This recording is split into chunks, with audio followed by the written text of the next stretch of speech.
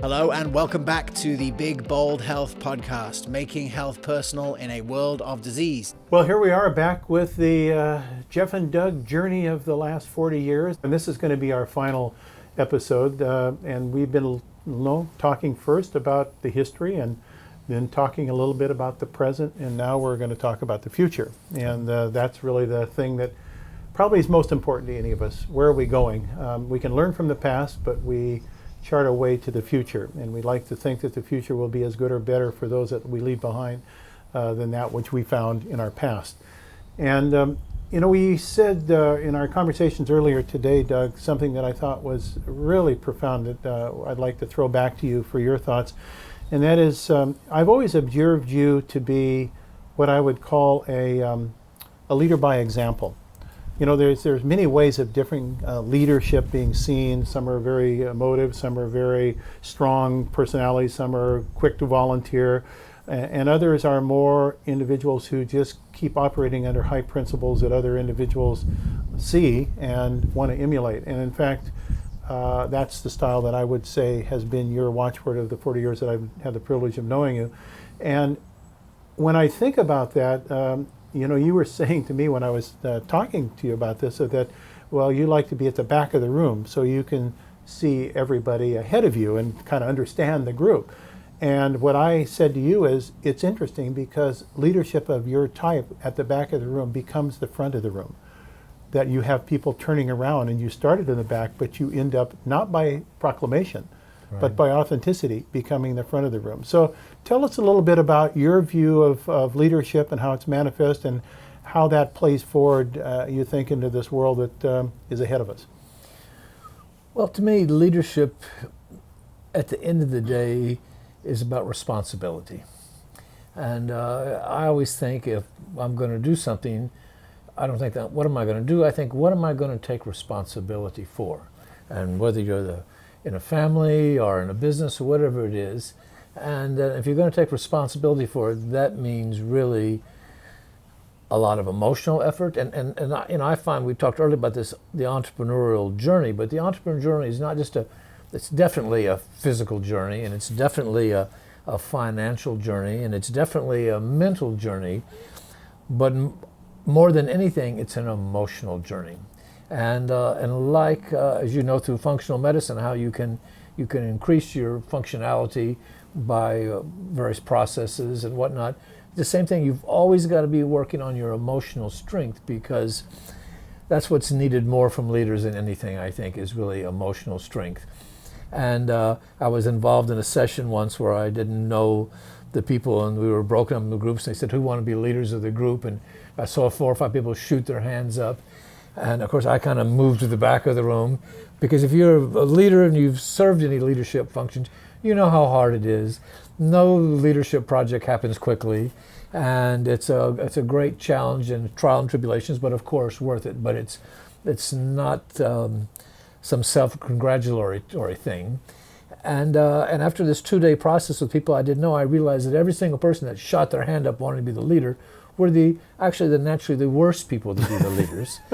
And that the people that went to the back and were quiet were really the real potential leaders and true leaders, because they understood what it meant to do it, and they still were pondering whether to do it or not. And I've always looked at things that because I also value my personal time, and I value my personal life, and I think that you can at times you have to give your life away for certain phases more than others, but you also got to be careful about it. But I always look at something that is something in the world need to happen, and I think, okay, I think that really needs to happen, and I think, do I have the skills to contribute to that? And I think, okay, do I have the financial resources to at least get it started? And then I think, well, gee, if I see it needs to be done, I have the skills and I have the financial resources, guess what?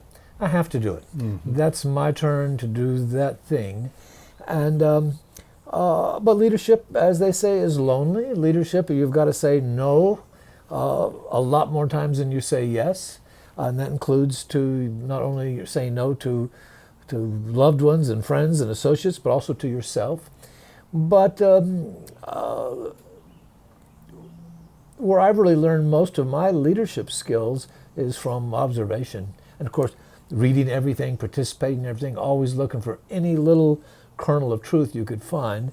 But when you sit like Izzy Sharp, the founder of Four Seasons, I mean, I've learned I've never met the guy, but I've read books, I've talked to people that know him, and you talk to people who work for him, you mention his name, they light up. Well, that's what everybody wants, is when somebody mentions their name, that people light up. That means he's brought light into their life. Mm-hmm. And so we have been fortunate through our lives and to have a lot of great leaders. And I go back to Bill Gore and Jim Autry and others. And also I find when you find true leaders, they know how difficult it is to be a leader and the challenges. They're always willing to lend a hand or a friendly word and offer some advice. And but it's and people asked me once, who's a leader? And I said, well, in a certain sense, everybody's a leader. And you've got to lead your own life. You've got to in your community. And I'm always searching for what needs to happen next, what role can I play in that, and then try to make a cautious entry into that process, because again, I'm always looking for, it's like catching a wave in surfing, when you catch a wave, you've got a wave, and the board starts going, and you know that it's not your arms pushing you forward, you are in union with nature. And I think that's on what leadership is too. It's choosing a wave and paddling it and catching it and realizing that you got to choose your waves carefully and you don't catch everyone, mm-hmm. And you go back and you keep going. But it's an important skill set that recently has gotten blurred in some of our world, and I hope we can get back, because the world needs leaders more than ever, and we have more leaders than ever in a certain sense, but the more we can work together in the same way we've worked together between the medical community and the natural foods industry, it's really all this linkages of working together that's really going to make the world that we all want to leave to our children and our grandchildren. Yeah, here. And, when I think of Doug Greene with epic moments in my life of observing you, there are many that I could call up, but one that I think serves to this specific discussion, which probably for you is just a trivial example of your life as just one of many, but it was a major observation for me, and this was back in the Grenada days of Reagan, and in which you, and I at first thought you were being facetious, and you said, I got to get to Grenada. During the middle of the conflagration, I got to get to Grenada. And I'm thinking, like you're going to save our medical students over there at the medical school? I mean, where were you going? And your thought was, I need to be there where democracy is being born. I need to be in that cauldron where people are having a new sense of reality and they're willing to be in the flux of change, which is not easy. It may even in certain cases be life-threatening, but I need to be there. And I thought that was a measure of you. That tells so much about the way that you approach your circle of influence and how you are on a learning curve and your willingness to put yourself in harm's way for the spirit of growth and development. And that led me into recognizing that our business models that we use today are really so built around a model of looking backward. We call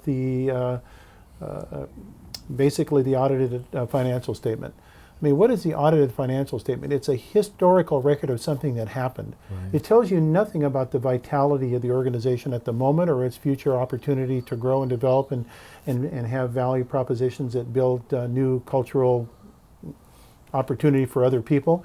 It just tells you where you were.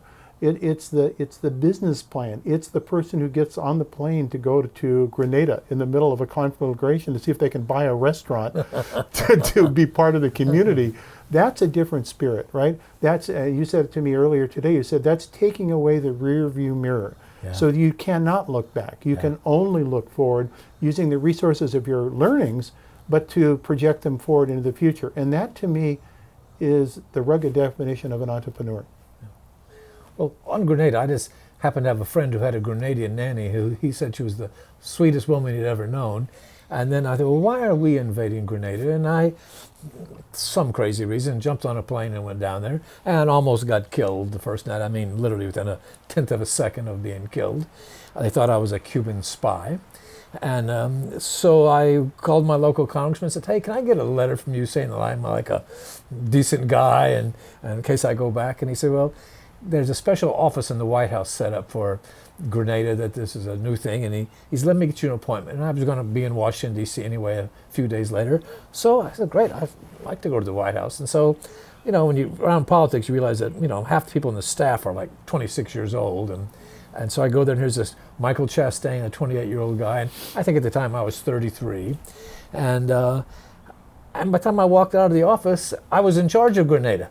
He says, you're the first guy that's coming here that's not trying to sell paving equipment or something. You're the first guy that's shown up and wants to help. So you go down there and I'm going to write you a letter and see what you can do. I ended up going there on my own dime 23 times.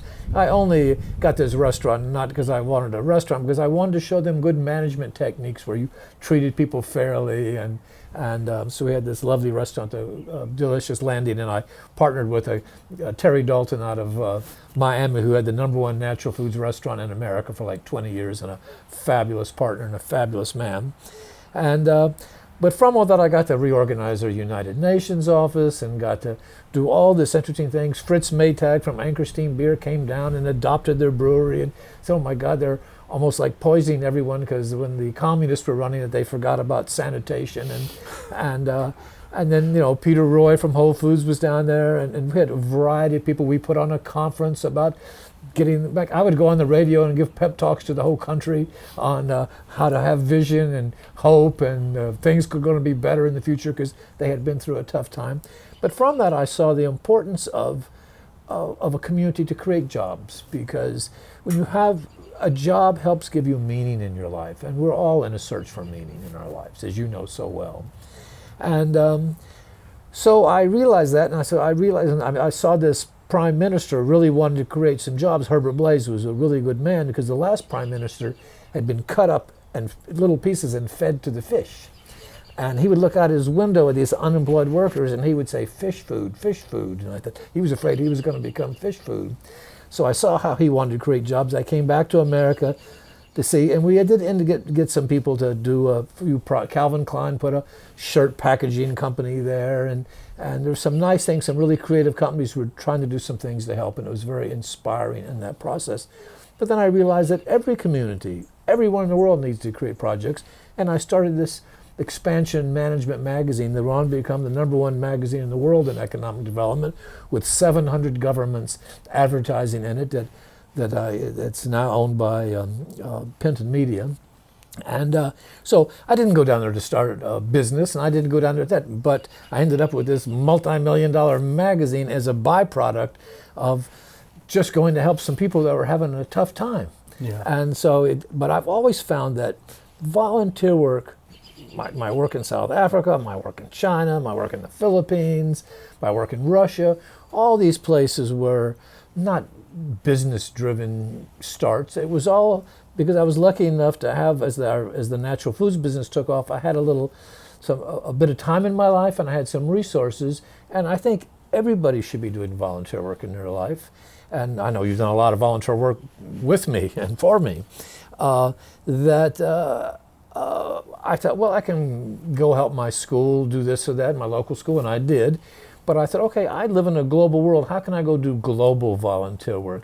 And it's been one of the things in my life that has been most satisfying.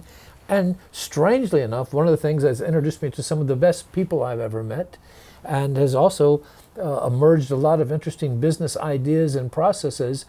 Because any world you go into where you're paying attention, you learn and you think things. So I always try to counsel my kids and my friends' kids that, hey, make sure you're doing some volunteer work. Make sure you're doing some things that aren't economically driven, but you're lifting a hand to help somebody else. And writing a check is good too, and I believe in that. But I think it's also important to go physically do the work. I had the lovely experience of getting to know Robert Mueller, who used to be the head administrative guy at the United Nations for years and ran it. And I was on a panel with him once. He wrote a book, Most of All They Taught Me Happiness, who was working with all the great leaders. But he would pick up trash every day on his way to the train station and walk a different route. Here's the guy running the United Nations, and he's out picking up trash every morning. I thought, what an amazing guy. And he just and so I started looking at that. He really inspired me to get more involved in volunteer work, and saw that. And he said, hey, you need to go do some physical volunteer work, doing regular stuff. And he was a huge inspiration. And so volunteer work is one of my big messages to everybody. So let me, if I can, take us back now nearly 25 years ago. And I think there's an interesting shared experience that we have that is instructive about where we're going and how we might go there, using the concepts of high-level philanthropy, high-level volunteerism, high-level mission-driven activities. And this is going to be a reflection with you of the DSHEA, the Dietary Supplement and Health Education Act. So I want to give my quick vignette, and then I'd like to get yours. So my quick vignette was that we had in the nutritional products field and the dietary supplement field been through a very interesting period from the 70s on with Senator Proxmire working with Bill Thompson at the Thompson Vitamin Company to fight back against the FDA's attempt to take over the nutritional supplements as prescription drugs. And why were they doing that? Well, I think that they were doing it for two reasons. I'd like to think the laudatory reason was that they were worried about consumer safety, and they didn't know a lot about the safety of these nutrients, and people were now using mega doses of various nutrients that were far beyond that what you'd get even in a good diet. And so the FDA, the toxicology branch, said, gee, we're venturing out in work areas that we don't really know much about. Let's control this until we really have better safety. That would be my high-level thinking. I think the other thinking, however, is that because there was some sense that people were taking control of their health and they were using dietary supplements and foods and so forth and moving away from the belief of the primacy of the medical model as being the solution to all health problems, that it was causing some rumbles of, hey, this is like a revolution in the streets that we need to be very mindful of, because we might lose the power structure, which is a major portion of our economy, is these growth industries called the drug and pharmaceutical houses. So I think there were probably multiple forces at play. But what happened ultimately, coming out of Proxmire then, as we know, into the 80s, was that the FDA kind of got its wind again with the what was called the Showa Dinko disaster, which was tainted tryptophan that was produced by the Showa Dinko company in Japan, that was causing a disorder called eosinophilic myalgia syndrome, in which there was 2,470 people in the United States seriously injured, of which I think my last recall was something like 17 deaths from taking tryptophan as a supplement that was tainted. At the time, it was not known to be tainted. At the time, it was thought to be a result of a dietary supplement. So this emboldened the FDA to say, see, I told you so. And we need to step in and we need to control these things like they're drugs and enact higher standards and rigors that with drug approval processes for these supplements. If it were not for one of our friends, Michael Leiner, who at the time was the CEO founder of his company, Leiner Health Products, with his partner David Brubaker, who knows what the nutritional supplement company would have, where it would be today, because Michael Leiner was involved because his company was the largest distributor of tryptophan, most of it coming from the Showa Dinko company in Japan. And so they had huge consumer liability. This was potentially billions of dollars of consumer liability with the deaths and the injuries to individuals. And so Michael, who is a chemical engineer by training, not a nutrition guy, but very smart guy, and also an MBA from Harvard, he went over to Japan to negotiate and discuss with the Showa Dinko company culpability for this problem. And of course, Showa Dinko was offshore far in Japan and was pushing back and saying, no, we have no responsibility. It's, that's your product, and if you had a problem with it, shame on you, not us. And Michael is a very sharp, attention to detail guy, to say the least.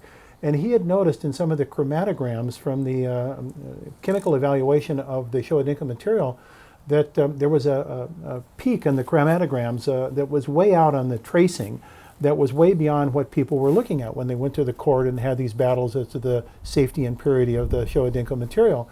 And finally, one day in this meeting in Japan, this kind of come to reality meeting with the 16 attorneys for Showa Corporation and the liner people, he asked the question, well, what about this peak E, peak letter E? And they said, well, what about peak E? He said, well, that's a peak that's been identified that's way out here. What is that? They said, oh, that's irrelevant. That's just like a trace thing. And he said, well, how do we know that trace thing is not really, because that peak E is only found in the Showa material. We've tried many other sources of tryptophan. We don't find that peak E. Well, to make a long story a little bit longer, it was found that peak E was an indolamine cross-linked byproduct that was a immune toxin. And at very, very low levels would create in genetically susceptible people a very serious autoimmune reaction that was called EMS, the eosinophilic myalgia syndrome. And it was not tryptophan in and itself, nor the nutritional supplement. It was the impurity, and then it was found out that, lo and behold, Showa then finally did disclose, well, they had changed the production process to a genetically modified organism, and they weren't changing the filters appropriately to get these trace contaminants out of the material. So they eventually took on the responsibility for the several billion-dollar liability. So it was that phase then, the fighting back against that, what was the attempt of the FDA once again to completely regulate dietary supplements, that led into then with a variety of very active people through Orrin Hatch, senator in Utah, the development of the language for the Dietary Supplement and Health Education Act to put suitable claims and controls under the quality and claim support for authentic dietary supplements, leading to the structure function claims of today in 1995. And of course, Lauren Israelson, our good friend and colleague, being the former legal aide to Orrin Hatch, and then later the president of one of the major herbal product companies, and then now the United Natural Products Association founder and president. He was actively involved with his group in working with Congress and Senator Hatch in drafting the legislation. At that time, we in Gig Harbor set up the Natural Products Quality Assurance Alliance, which I had 100 member organizations in our field that all signed up voluntarily to meet once a month, the CEOs or their senior people in Gig Harbor, in our little company in Gig Harbor, to draft our own internal documents of quality assurance. It had never existed before in our industry. Mm-hmm. And we said, let's beat the FDA and be the first to the mark so we can show responsibility, which then Senator Hatch did read into the congressional record, and we were told that that was one of the important things that then Senator Ted Kennedy, used to justify his being the late person that voted in favor of DSHEA to get it passed. Without his vote, it would not have passed at the midnight vote. And all of that process then is one of a great story of vision and commitment and people volunteering their time, because there was no compensation for anyone. In fact, let's just say there was no compensation for anyone that was involved with this process. And there were many debates, and you held forums. I recall several really interesting meetings in Boulder, Colorado that you sponsored with members of the industry. Yes. Some were a little bit more firebrands than others. Yes, I remember them very well. and eventually the DSHEA was passed against all odds, because no one ever thought, in fact, it literally burned out many fax machines, as in the days of faxes of congressional individuals, with their machines being over. I think there were the more citizens' response than of any other previous thing in the history of. With the exception of the Vietnam War. Was it? Okay. Yeah. So number 2. So now this is a long-winded warm-up to what I want to get to. I apologize for being belabored on this, but it leads me then to a point for me of some disappointment. And I've learned from my disappointment now over the years to what it all meant. But my disappointment was when DSHEA was finally passed, and there was a very large meeting of celebration in Las Vegas for the natural foods industry. Right. And I was thinking this was going to be a great moment of celebration, which people would say, now we can responsibly conduct our business going forward. There's a huge opportunity. We have these structure function claims. We're bringing in these authentic herbal products from Europe that can be used in our marketplace now for the help of individuals. And we're going to, as an industry, step up and be responsible. And what did I hear in the cocktail hour before? I heard a lot of conversation about now we can exploit.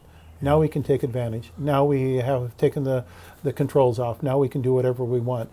And it reminded me that we as human beings are driven by different things, right?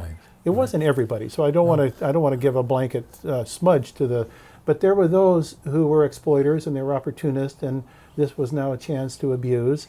And for me, that was the moment where I decided I need to put my energy in the health professional side, because if I can raise the health professional side, maybe I can pull forward the quality in the consumer side. So how does this story, which has been long-winded, how do you relate to it in terms of your vision and your perspective about the best of human beings and how we see light from dark? Well, first let me say that I remember when you stepped into that void, because it was, you are very humble in your comments about what you did, and that. But if it wasn't for you, that wouldn't have happened, because we needed to come from science to have credibility in Washington, and we needed a leader, and there was only you. I mean, you stood head and shoulders above it, and I always look at it as you and Lauren Iselson are the two that really made that whole thing happen. And we did have a series of meetings trying to bring the leaders of the business, and as you recall, there was a lot of people going off the ranch with their own axes to grind and coming from really strange point of views, and we had to get everybody together. And Washington kept telling us, hey, don't come here with 5 different groups trying to make this happen, because nothing's going to happen. You guys have to get unified and do that. And I don't think it could have happened without you, honestly. And but you stepped into that, and I remember when you stepped into it, because we were all worried about it, and the whole industry was worried about it. There were people worried, and there were people overreacting, and it was, I'd have to say, the most emotional time in the industry to date at that point, and maybe since even. And so that was really appreciated, and it was hard work, and it was a lot of work. And then at the same time, in which you also helped on tremendously, is then we at New Hope set our whole standards program up to be able to exhibit at Expo, which still runs today, and it's still funded. Has a huge staff, and we're one of the few trade shows in the world that do that. And the FTC used us as an example of industry regulation. But how were we able to do it? You. We would have never been able to put that program together without you. And you were in all the meetings, and you were the organizing for us, and your name just lended credibility to what we were trying to do. And as it still goes on today, we still have, New Hope still has auditors that come in, and nobody knows who they are, looking for health claims that are ridiculous and whatnot, and it's a process. But as you say, when I remember after it passed, and I remember that meeting, and I remember the cocktail hour beforehand, and so you're just always reminded that there's always everything in the room, you know. And so the good people have to work together more, and you have to. We need regulation. I mean, it's a world that, you know, we don't need over-regulation, but we need regulation, and we've just gone through a process of doing something in Boulder, a very intense regulatory process. At the end of the day, we agreed with every decision they made. Our whole thing was, why did it take us 12 months to do this? This is so expensive. How can we do this in 3 months? And so it's how can we do it faster? But we weren't against regulation. We were just said, let's have a more timely processing of this regulation. But I think you're always going to have players coming in from all angles, and you always have a responsibility as your community to police your community and at the same time be open, because as you know, the future always comes from the fringes. Mm-hmm. You know, the future doesn't ever come from the center. Mm-hmm. The future always comes from something like, oh, I remember when somebody told me in 1978 that probiotics was going to be larger than PCs. Well, today it is. And I was like, what? Probiotics are going to be bigger? It's 1978, and of course it is. And there were so many things that we would hear about, and then 15 years later, it's mainstream. And I think that's really part of our job, and what we do is to respect the fringes, at the same time police them and monitor them, but be open. And that's a very difficult place to be, because you're not knowing, it's not black and white.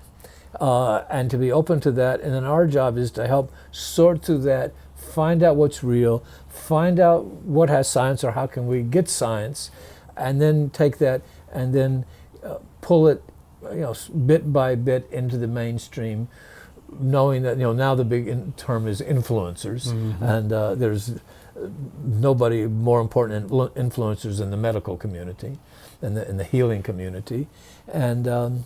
So I think that's our role now, and I think that's always going to be our role in the future, is to be looking at the fringes as what's emerging. Remember the first time I heard you talk about omega-3s in 1982, I still have the tape, and I go, omega-3s, I got to look that up and see what that is, And so it's people like yourself that have the credibility that spot things on the what they call fringe, but of course with your educated background, your awareness, you realize it's not the fringe. You realize it's the future, and that part of our job and especially important work that you're doing is to help spot that and bring it in the future, and you continue to do that. And your Institute of Personalized Medicine, I think, is fantastic, and that really is the future. And I'm so glad that you've chosen to focus on that at this stage in your career. And it's a great task, and also I think will create one more great legacy for you. Well, Doug, I can't tell you what this journey, this dialogues with Jeff and Doug has meant for me personally. I hope those of you who have taken part of our series here will have some takeaway things that might enrich your life, help in your charting path forward, knowing that no one life is completely superimposable on anyone else's life, but there are certain things that you can use as guideposts. And this is a man of wisdom, Doug Greene, as you can see from his experience. And there's a few pounds of flesh that have come off his body over the years without there as I always say, there's a difference between an explorer and a scout. A scout still maintains contact with the wagon train, so they see them periodically. An explorer, they might be lost for years until they come back, and you never know if they did do it or not. Doug is an explorer. He's bringing the rest of the scouts, of which I'm one, up with the wagon train to explore new territory and to settle it in places that are going to make differences in people's lives. So, Doug, thanks. What a fun episode and event this has been for me. And any things you wanted to add as we close our 4-part dialogue? I love you. It's great to have you as a friend, as an associate. And knowing you has been a joy and in my life, and I feel incredibly lucky to have met you and Susan, and I appreciate it so much. Thank you so much. Thank all of you.